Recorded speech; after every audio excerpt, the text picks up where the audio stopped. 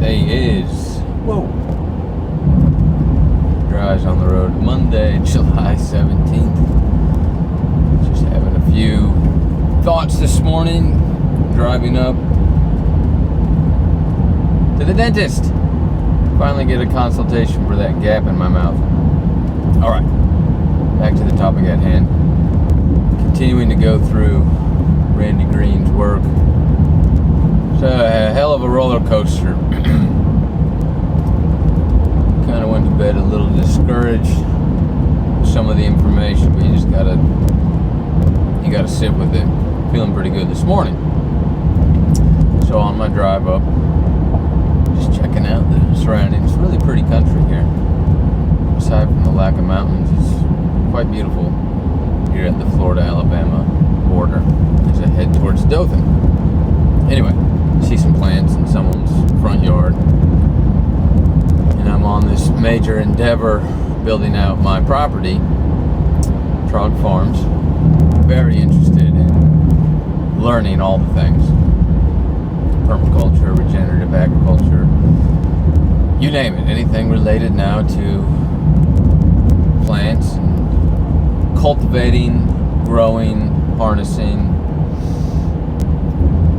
working with nature, not just experiencing it through camping and hiking. Alright, so this is a whole new chapter in the book for me. And as I reflect on who I know I am, thinking about my responses, reactions, positive, negative, right? Give me your triggers for good or for ill, related to other things in the past. And as I jump into wanting to build this permaculture farm, there's a lot I don't know, which leads to the potential of a lot of learning, which in and of itself, not a bad thing. But I realize I have a certain level of anxiety, misplaced, no doubt, associated with the rate at which I'm able to learn these things. And I've recognized this. I've had this conversation with my girlfriend and other people as well.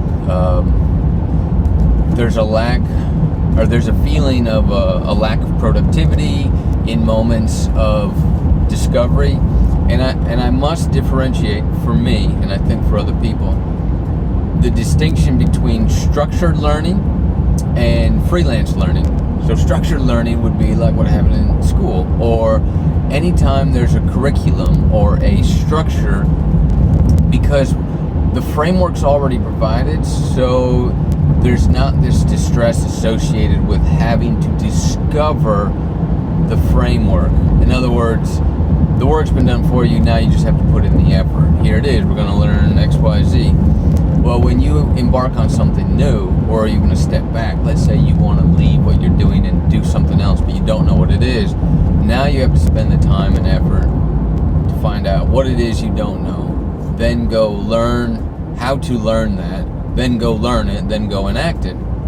So there's a lot of consternation somewhat built into that. And I recognize that in myself when it comes to learning. And in those moments of, could be days, weeks, months, when you're kind of swimming through a sea and you're like, am I even in the right sea? Am I going, boy, I hate to be putting in all this effort for something that's not even worthwhile, but, you can reflect in the quiet moments that the journey of discovery is still worth it, and then your logical mind tries to take over and say, well, if I spend too much time learning the wrong thing, etc., etc. Anyway, as I see these plants growing there, and I'm always very interested in other people's plants, it reminds me of myself in this situation, which is all about coming to know thyself. This is all good. What's important here is to always take the next steps in this introspection, right? First is the awareness. You can look at it through the trivium, right? Knowledge, analysis, knowledge, understanding, wisdom. input, processing, output. So I see these plants and it reminds me of this condition of mine. And it brings to mind this question. What is it I want to know? Oh, I want to know what plants work well with others, when's the right time to put them in, all these other terms you've been learning about, cover cropping, rotation, doesn't matter. I mean, there's a million things associated with permaculture I still don't know. It's like, this is fascinating. Why is it I want to know these things? Well, I want to do it right. I want to do it better. Okay, is this a good thing? Yeah.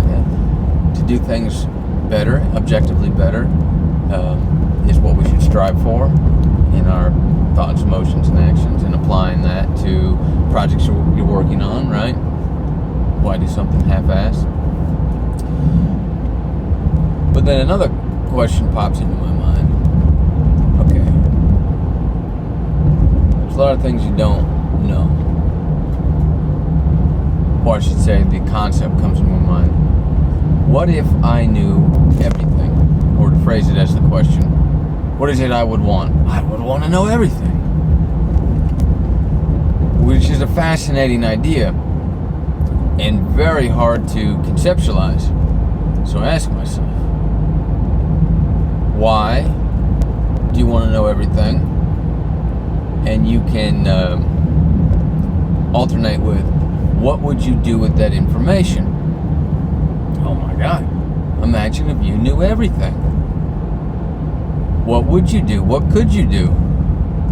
And I think a lot of people's knee-jerk reaction if they knew everything is, imagine all the money I could make if I knew X, Y, Z. Whatever it is. I could be better in my competitive advantage in business. Or I could pick the winning lottery tickets or whatever. It's like, while I understand that line of thought, ultimately you're compromised in some way if that is really what you would do with that information, because that's just a recognition that you have been manipulated by the base program into rearranging your hierarchy of importance into selfish, materialistic things. In other words, the devil got you. If that's your ultimate goal with that, you sit with that a little bit more, right? And ask yourself, no, what really would be the significance of knowing everything? And I think there is a feeling of, imagine all the good I could do. Imagine all the people I could help. How? Let's jump just a moment, ask the question, does God know everything? Wow. From what I've heard, yes. The figure known and described as God is omni-everything. Okay. Well, if it knows everything, then explain our current condition. In other words, I transpose the idea of knowing everything myself and what I could or could not accomplish with that, and then imagine something that's already been described to us as all-knowing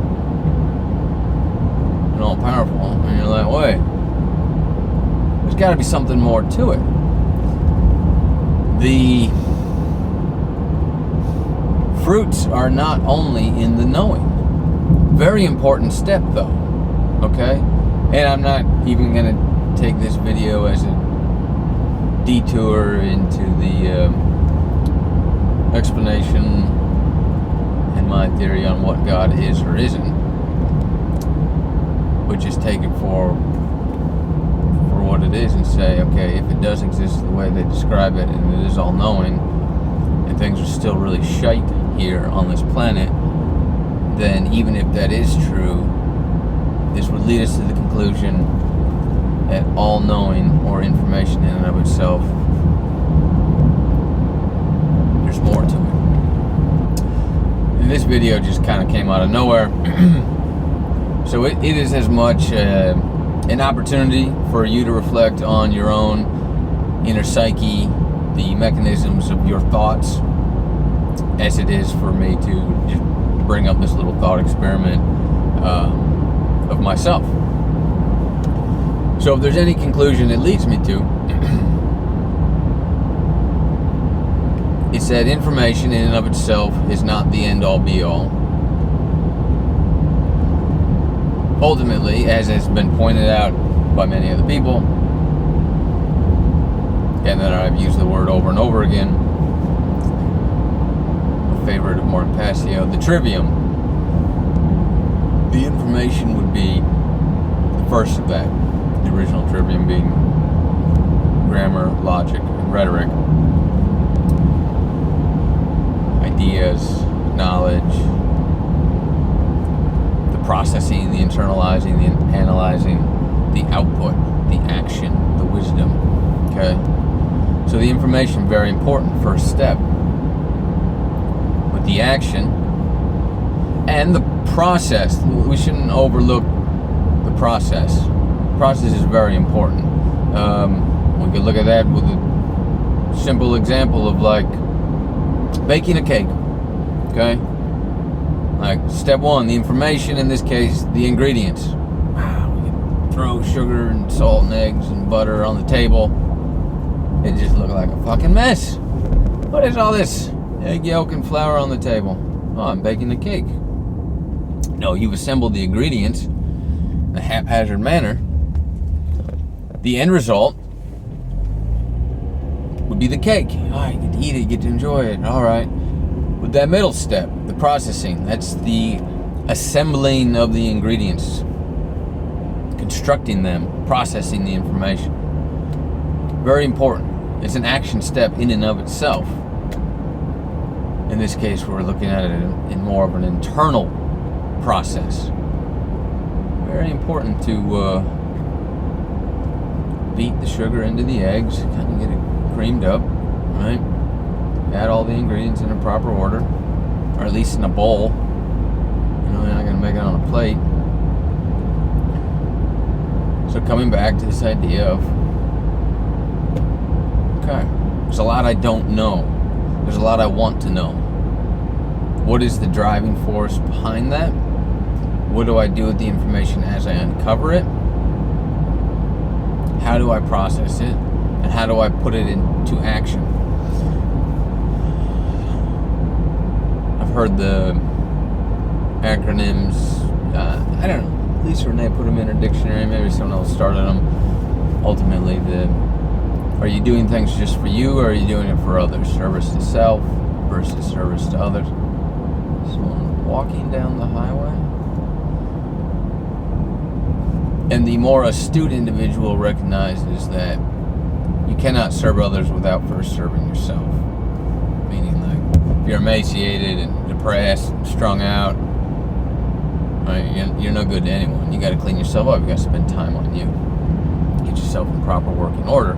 And then, are the motives for the actions you are pursuing only a means to benefit yourself, or are they a means to benefit a larger number? Boy, I hope I'm on the right road. The map's turned off. So are you going to bake that cake and eat it yourself? Are you going to learn something only for the sake of learning it, for you, to improve yourself? And I'm a big believer in you've got to fix your own vessel before you can help others fix theirs, right? Patch the leaks in your roof before you invite someone over.